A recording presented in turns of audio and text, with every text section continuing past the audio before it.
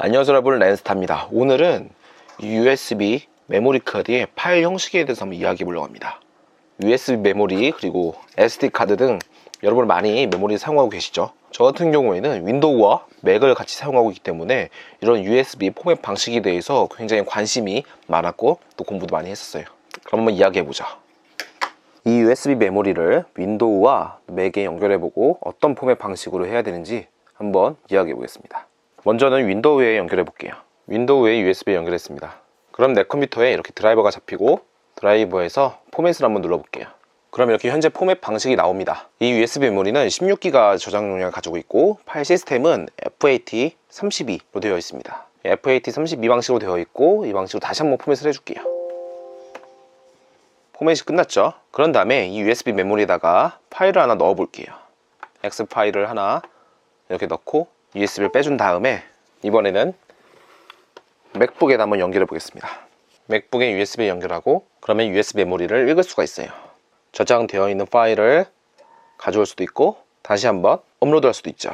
지금 윈도우에서 FAT32 방식으로 포맷을 한 다음에 파일을 저장하고 그 다음에 맥북에서도 역시 FAT 방식으로 읽고 쓰기까지 가능합니다. 호환성도 좋고 범용성도 좋아요.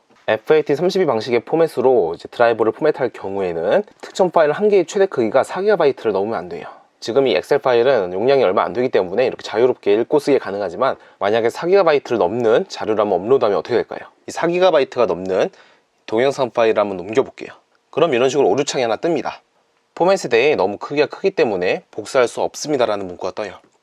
지금 하나의 파일이 4GB를 넘기 때문에 저장할 수가 없습니다. 지금 이렇게 FAT32 방식으로 포맷을 하니까 4GB로 제한이 걸리죠. 파일이 4기가로 나눠져서 저장이 되었어요. 굉장히 불편한 방식이죠. 이렇게 되면 관리가 힘들어지겠죠. 그렇기 때문에 FAT32 방식은 윈도우나 맥에서 모두 읽고 쓸 수는 가능하지만 단일 저장 방식이 이제 4GB를 넘게 되면 저장할 수가 없어요. 그런 단점이 있죠. 그렇다면 다시 한번 맥북에서 포맷을 한번 변경해 볼게요. 저장되어 있는 메모리를 클릭하고 지우기. 이번에는 EXFAT 방식으로 포맷을 한번 해보겠습니다. 포맷이 되었죠?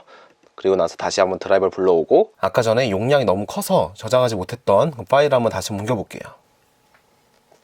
아까 전과 달리 이번엔 오류창이 뜨지 않고 바로 저장되고 있습니다. 단일 저장 용량이 4GB를 넘는 이런 자료도 이렇게 복사할 수가 있어요.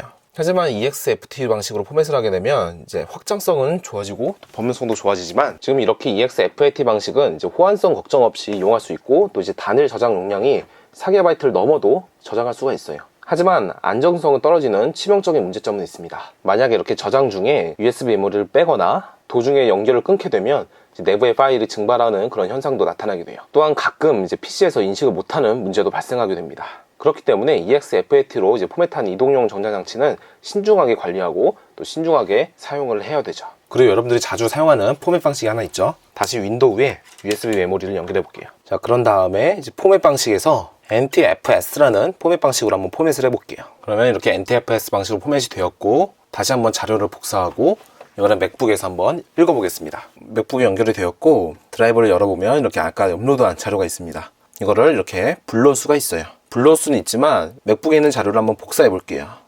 그러면 이렇게 X 표시가 나면서 복사할 수가 없어요. 읽는 건 가능하지만 다시 쓸 수는 없는 거죠. 지금은 NTFS 방식의 포맷 파일이에요.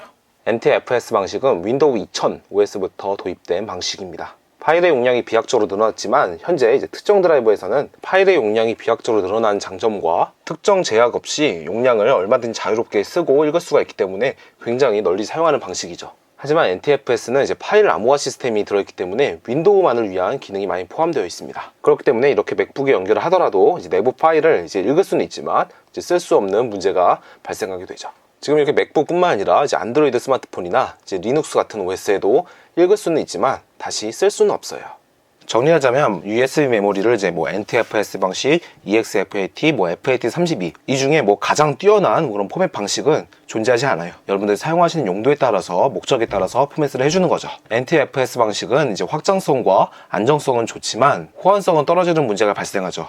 윈도우에서는 읽고 쓰기가 가능하지만 맥에서는 읽기만 가능하고 쓸 수는 없어요. 반면에 FAT32 방식은 이제 안정성과 호환성은 좋지만 확장성은 부족하죠. 단일 파일의 저장 용량이 4기가가 넘으면 복사할 수가 없는 문제가 발생해요. 확장성이 부족한 거죠. 반면에 EXFAT 방식은 이제 호환성과 확장성은 좋지만 안정성은 떨어지는 문제가 발생합니다. 파일 관리에 굉장히 신경을 써줘야 돼요. 저 같은 경우에는 EXFAT 방식으로 이제 포맷을 해야 되죠. 윈도우와 맥을 동시에 사용하기 위해서는. 그렇기 때문에 여러분들도 이제 자신의 상황에 맞게 이제 USB 포맷을 해주는 게 좋을 것 같습니다. 윈도우만 사용하시는 분들은 이제 안정성을 위해 그냥 NTFS 방식으로 사용하시면 돼요.